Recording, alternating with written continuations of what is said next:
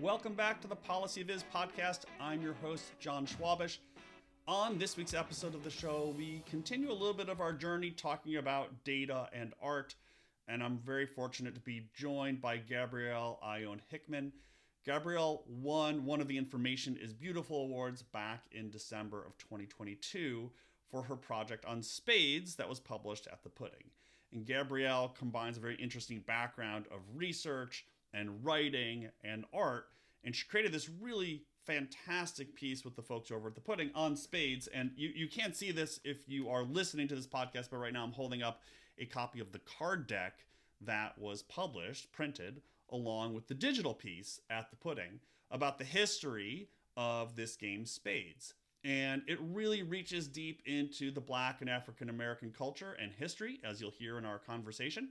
And it's also just an interesting story about thinking about how we can combine qualitative research, historical documentations, and our own experience into telling immersive stories.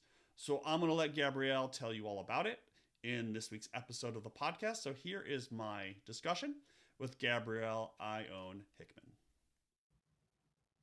Hi, Gabrielle. Good morning. Good morning, my time, I guess it's not. You're in Barcelona.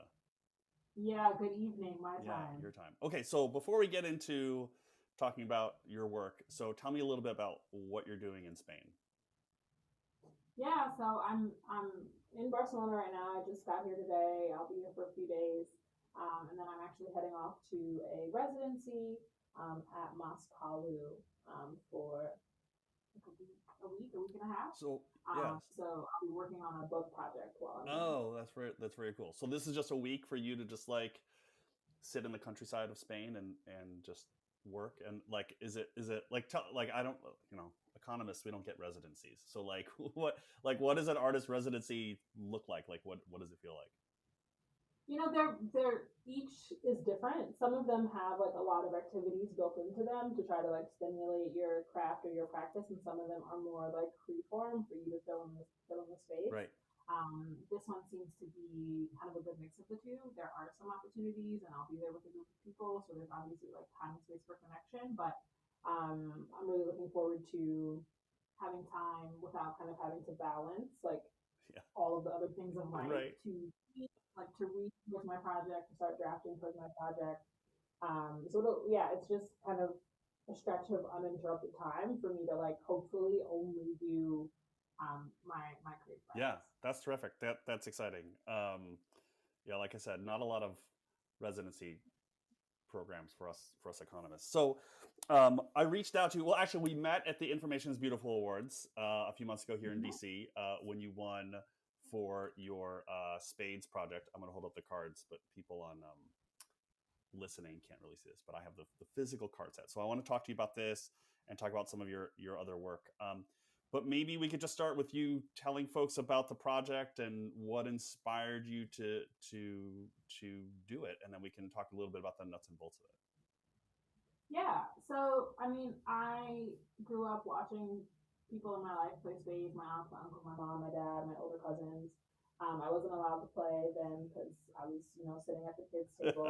But I saw it, and I saw how like at every Christmas or every barbecue, somebody was playing spades or dominoes or some type of card game. And then, when I turned 18 and I was going off to college, my parents taught me how to play, and I played all through college. And now even when I get together with my friends, we're often playing spades, and I have the same spades partner in my friend group. We have like we kind of keep a running mental tally of who's won how many games. It's really actually very serious. Yeah. And during the pandemic, kind of at the height of it, because of course it's not over, my mom and I were playing cards a lot in the house together. Yeah. We weren't playing spades because we were only 3 people in our household, and you kind of need 4 people to play. But we were playing phase 10. We were playing 5 crowns, and I kept also like seeing spades pop up in popular culture. So there's a Mixed Dish episode that deals with spades, or spades is like played in the Best Man movie and TV series. In Insecure, Issa Rae they're having a beach party and spades comes up, right? And so I just kept seeing it, and I kept thinking like, oh, and also spades is always being debated and discussed on Black Twitter at any given point in time. So I just kept seeing it around, and I was playing cards, and I kept kind of just a question popped into my head of like, why is this so important to us? Where did this come Yeah. from? Like, why is this important to Black people? Where did this come from? And I couldn't find any answers that like were satisfactory Yeah. to me online. And so I just said, okay, well, I will figure it out, or I'll do it myself. Like, Right. if that record, that data isn't there, then I'll be the one to create it. Right. But what's interesting about what you did was you combined the historical record or experience with your own survey, your own data collection. Yes. So can you talk a little bit about, I guess the question is, I do want to ask like how you did the survey, but what was your thinking there? Did you want to get sort of the present and the past? Like, how are you thinking about sort of doing both of those pieces? Yeah, I mean, I think for me, a lot of the times when I'm thinking about my work in general, but especially this piece, it's always important for me to have like records for Black folks and just in general, society to come back to, because for so much of human history, it hasn't been written by people who look like me. Right. Or like my history has been discarded or, damaged or just not given the attention that it deserves. And so part of it was, okay, like understanding, like past, present, and maybe future. Like, where did this come from? How has it endured for so long? What does it mean in the present moment? And how might it like hold space or make room for Black futures, beyond kind of what we're living through or experiencing right now. Right. And so it was both about like establishing a record, and then also I just really wanted to work with the pudding. Like I had been reading their newsletter and seeing their work for years, and I was just like kept telling myself, one day you're gonna have an idea and you're gonna work with them. And this just ended up being that, because it just felt, even from the very beginning when I was pitching and thinking like conceiving of the idea, it just felt like it couldn't be your kind of like stereotypical like article with text and a couple pictures, and then like it couldn't, like playing spades is such a vibrant thing, and it just felt like that kind of more standard like internet format wouldn't do the game itself justice and like the telling of the story. Yeah. So tell me a little bit about that process working with the pudding folks. I've had some of them on the show in the past, but what was it like? What was your I mean, you are an artist by background, so I don't know like if you have a ton of like HTML coding background. I certainly don't, but like what was the process of working with them and building out the story on the site itself? Yeah, so from pitch to like story on the site was 8 or 9 months. Okay. And then from pitch to like selling the first card deck was a full year. So we worked on the story like all the way through the process for a year, which is kind of crazy. Yeah. And it started out, and I just kind of pitched them, hey, I want to write something about Black people in cards. And I was thinking about multiple card games, like Phase 10, Uno, 5 Crowns, Spades, like lots of different card games. Right. But I think there was, a specific line in my pitch that kind of spoke maybe specifically to Spades. And so Matt Daniels, who was the editor that I worked, the closest with at the pudding, was responded and was like, this is really interesting. I think we should just do the Spades piece of it. And so, shout out to him for kind of being able to see through what all was in my pitch to like get to that real nugget. And, then we had like I had a call with, I think, Matt and Jan and myself. Jan is she did the designs for the piece, and I know does other things for the pudding, but I think she's one of their main designers. And so we had a call just to like talk through it more. And then from there they were like, yes, we're interested. You do all the contract type stuff. And then it was literally just me and Matt meeting like every week, every 2 weeks. In that first stretch of like, all right, how do we actually do this? Because there isn't any data on it that we can pull from. Right. Or like the book, like there are books about Bid Whist, which is the parent game of Spades, but there wasn't really anything that was like directly, here's the history of Spades. Just like, so it was a lot of like, all right, this doesn't exist, so we have to create this data. And then also we have to find different sources and places where we can pull from to kind of fill in the gaps or speculate of what kind of this history might have been based upon the records that Right. we do have. And so we met every week, every 2 weeks for that that year long or 9-month period, and just kind of took the project in phases. Mm-hmm. So at first it was like, all right, we know we need to do a survey, so let's figure out the survey questions. So like I drafted them, Matt would respond, and we'd meet and talk about them. And then it's like, okay, we need graphics to go with putting out the survey. We need to put the survey into type form. We need to then send it out on Twitter, and like then it's looking at that and saying, okay, we've got maybe it was like 350-400 responses. What are the demographics of that response? So from age, from gender, from regional location, things like that, right? To try to tell as complete a picture of spades and the African American community in the U.S. And so it turned out that like we didn't have enough people in like an older demographic. We didn't have enough West Coast representation. So then we had to go and use like Pollfish, I believe it was, and do a much more like targeted kind of push to get people to fill in the data that we didn't get just from kind of organically sharing it on Twitter and Instagram. Then we got all that back, and Matt coded the data quantitatively, and I coded it qualitatively because I'm trained in qualitative methods. And so then we kind of sat with what came from both of those, analysis. Yeah. Yes, analysis. Those pieces, yeah, right. We sat with what came from those. And then I kind of went off and did some reading and some research into, okay, well, what is out here about spades that I can try to glean from. And then I had to write it. Yeah. But it was, I think I maybe started drafting it in like May or June. Okay. Like it was 5 or 6 months of it was 5 or 6 months of work before I even put any words onto the page. Right. And so then it's drafting it and trying to figure out, okay, how do we pull in the research that we did into it, the data that we have. Is this section interesting, or how do we make this engaging, right? Just in the actual kind of narration on the page.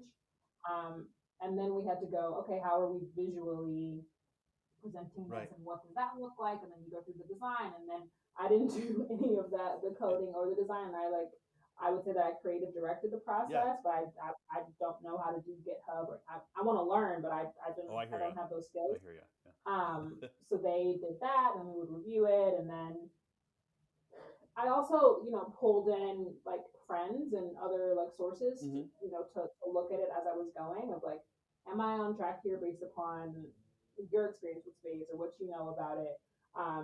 Just to make sure that it wasn't necessarily true just to like my experience or my interpretation of the game. And then once we kind of had the narrative, and we had edits, and we had the designs, and we had the code, it was time to publish. And at some point within that time period, we were kind of getting burned out on it, because it's a long time to work on one thing. And so it was close to when we were kind of going to publish it, and we were like, we should print this on actual cards. I think that got us like re-excited about the piece, because it was something that neither of us, the putting team or myself, had ever done before. So that was kind of like that real push to like, okay, let's get this out, because we want to then do this like next cool. Right. So I want to ask about the card piece of it. So it sounds like you were writing, when you were in that phase of writing the text, were you thinking we're going to lay this out on cards? Like, was that like, were you going into it like that? Because I would imagine that would affect how you would write. Yeah. So when I pitched it, what I kind of, I drew something that essentially looked like a spades table. So the screen would have had 4 hands, kind of at north, south, east, and west. And my idea was that you would click into one of the hands and then kind of read that story section. I gotcha. Okay. That section of the piece. Right. So even from the pitch, I was kind of thinking about, because this is the pudding, like they do visual, you know what I mean? So I knew I had to have some idea of how I wanted this visually to come together. That ended up being too complicated to code. And also just kind of didn't, I think we ended up having more than like 4 sections. So we had 3 sections. So it just didn't work. And so Matt, Jan, we just were all kind of brainstorming and came up with the idea to do it. It's best on a mobile device because that's inherently vertical. Right. But to do it on the cards, because obviously, you play spades with cards, and so it just kind of made sense. Yeah, it's interesting because the desktop version, because I've tested all three of them, right? So I've got the physical card set, which my daughter and I were reading this weekend. I've played with it on the mobile phone and I played on the desktop. And on the desktop it goes horizontally, Right. and that's sort of interesting. I haven't tried it on a tablet, which maybe should be like, I mean, that's just like too many. Tablet is vertical. So for the desktop, like, what was the thinking about keeping? This is just kind of an aside, but I'm just kind of curious. Like, what was the thinking of keeping it having it horizontal on the desktop but vertical on mobile? I honestly would say you probably have to ask Matt what that answer is. Yeah. Like, I'm not sure that I remember. It might have been just like a limitation in terms of the coding, Right. And the way that he had to code code it it out. to work. I'm not, for certain, but Right. that's the technical piece is always like. Right. And then also, we read from left to right. Yeah. And so it's also, kind of a bit disorienting for me to be reading something that scrolls vertically on a desktop. Yeah, but on your phone, that makes sense. And so I think we also kind of talked about it from that perspective as well. Yeah, that is really interesting, right? Because we read left to right, but the motion on the phone is natural to scroll up and down. Yeah, that's really interesting. Right. You also mentioned that in this whole process, you asked friends and presumably family to just read through it. What? And I get the sense from you both of what I've read and what we've been talking about, that this is a personal. This project has personal meaning to you. Clearly, like, rooted all the way back in your family not letting you, sit at the adult table, which I enjoy. But like, what were the conversations like with your friends and family when you were showing them this piece? Especially the early drafts. Yeah. I mean, a lot of it was like, this is really great. When is it going to be out? That was and that was even just, because I was kind of giving people updates on Twitter and stuff. So people knew that, like, I was working on this for that year. Yeah. But then, I mean, one thing that came up, I have a friend, Phil Lewis, who's an editor at HuffPost. He's really great. I had him read the piece and give me some edits and some feedback. And in an initial draft, I had just written Black community, and he was like, "Well, I think you really should hone in on African. Like, we need to pick one. It's either Black or African American. While African Americans are Black, not all Black people are African American. Right. And so, like, true to the specific ethnicity, given that spades is a game that originates from folks who were enslaved, right, in this country, and so that's a different Black experience, right, than someone whose ancestors were not enslaved in America.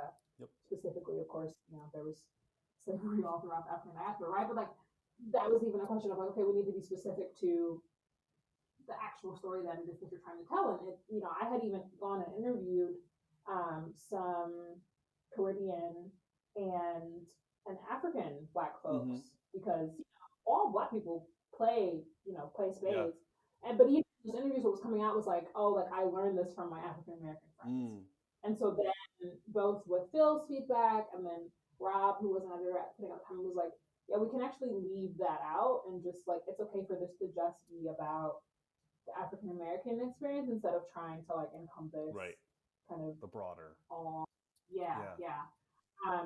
And then also the history section. I'm a history nerd. I'm trained in social science, so I've always loved history.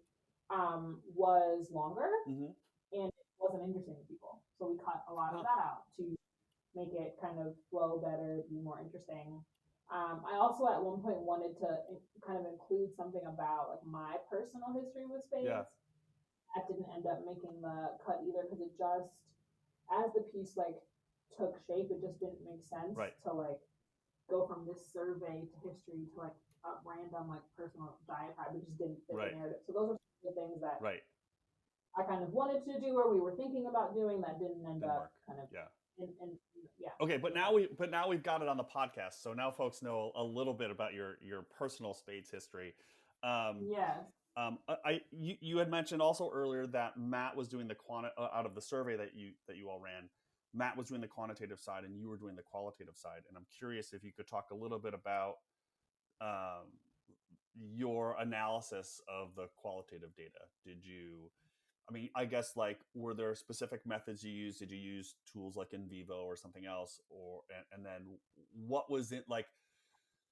I guess like, what was the richness that you found from the qualitative piece? Yeah, I coded it by hand. Okay. I'm a pen and paper or paper and crayons girl. And so I remember just kind of using different colors to represent different codes. Mm-hmm. So particularly with like one of the things that comes to mind is that question of like, how does spades make you feel? Yeah. Thinking, seeing, okay, how often are certain responses coming up? Whether it's excited or black or loved or family or whatever else, right? Like coloring each of those every time it came through in the data.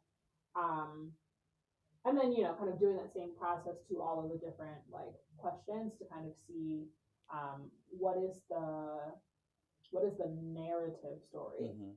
that's emerging from the data that people are giving, which I think is really helpful to. And then I also did interviews, right? So Right. I'm looking at the survey, I'm coding it, and then I'm saying, oh, I really like this person's answer to this, or this perspective is really interesting. Mm-hmm. Let me reach out to XYZ to then have an interview to talk even further about their survey responses. And that's where you get, Terrence's quote in the piece, or Robin's Mm-hmm. perspective. Like that's where that that's where that comes in. And even within that, we were trying to think about like gender, age, where in the country do you live, all of that, so that even in the people who we were quoting in the story, there was representation and diversity. Right.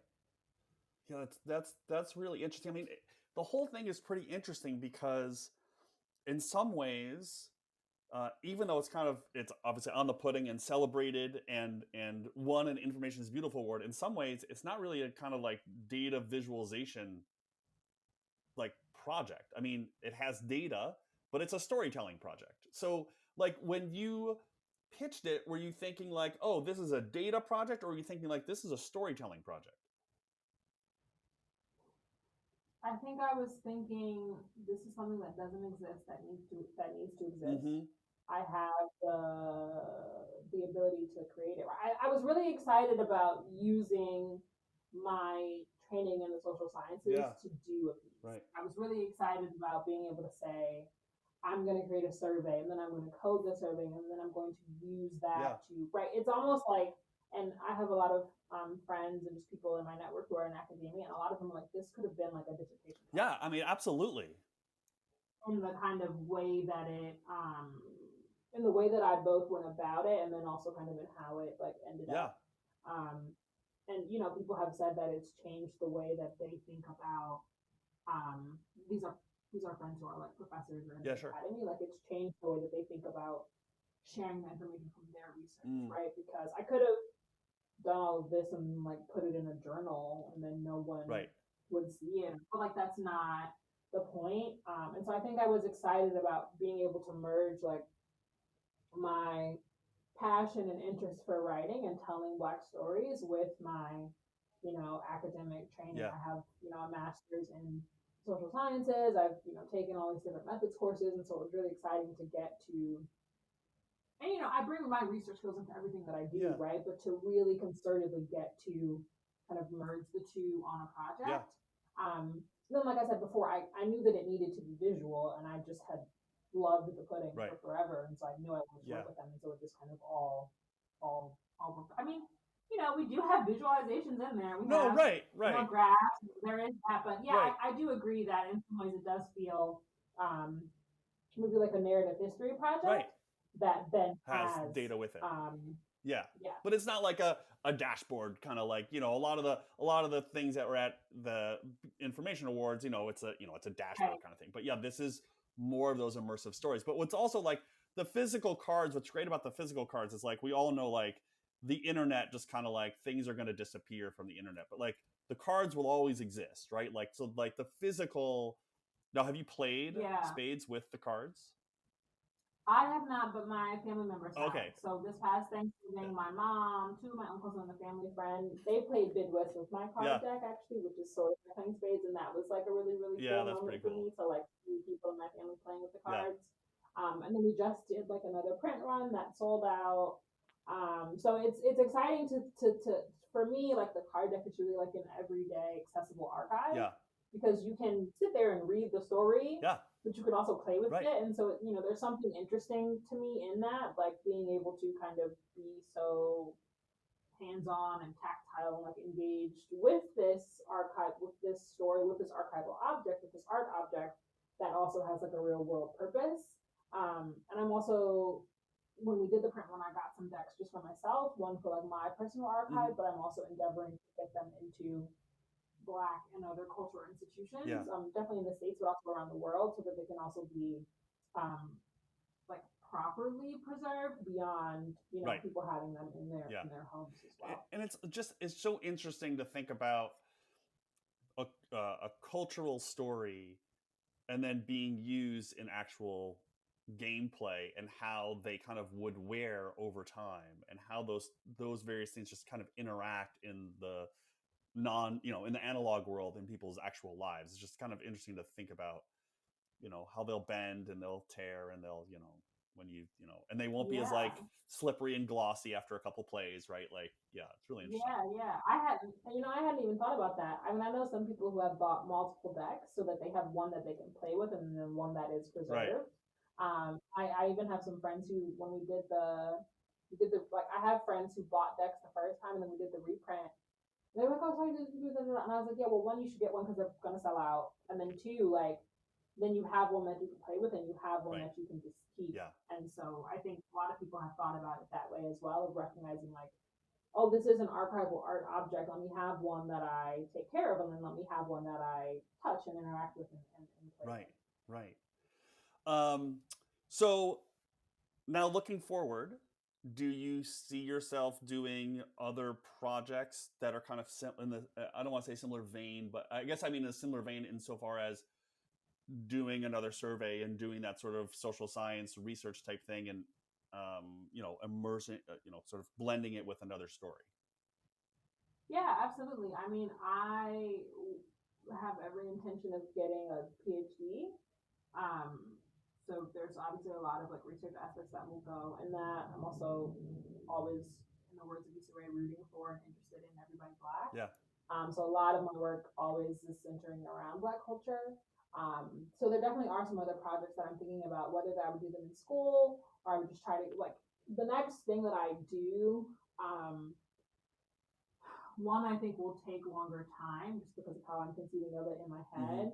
And two, I want to get like a big grant to do it. Right.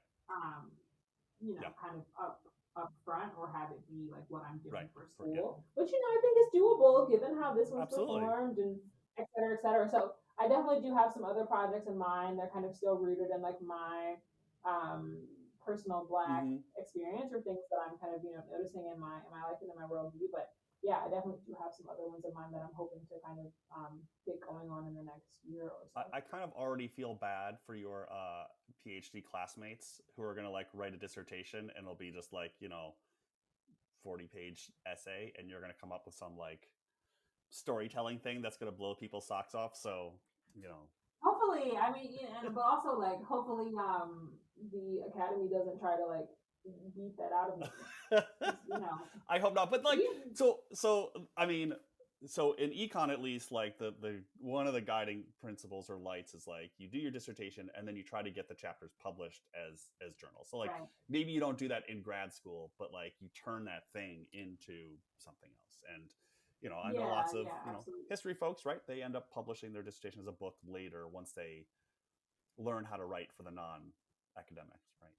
I mean, I've been writing for non-academics, so I've done both. Right. So it'll be really interesting to see kind of how that goes. I'm also hopeful that like having this project on my CV will like be interesting when I'm applying for programs. Like, oh yeah, we should accept her. Yeah. So fingers crossed. We'll see what happens. I'm rooting for you. That's awesome. Do you want to talk for a moment about the project you're working on during your residency? It's not the project that you're thinking Oh, about okay. on my website. Okay. I haven't talked about that one Okay. publicly. I'm happy to talk about the one that you saw on my Yeah, website. let's talk about that one. So you're working. So that also seems like a pretty personal project to you. So maybe you just talk about that. Yeah. Let folks know. Yeah, I mean, like I said, a lot of my work is personal, is rooted in my experience or what I'm seeing and kind of parallels in my experience, large Black experience. But the project that I'm starting on now is mostly rooted in ceramics. So if you didn't know, I'm a writer, a journalist, but I also researcher and I also work with clay, ceramic artist. And so it's called the Boyne City Project. The kind of short and sweet version of it, or gist of it, is that my great great great grandparents helped found a city in northern Michigan called Boyne City in the 1800s.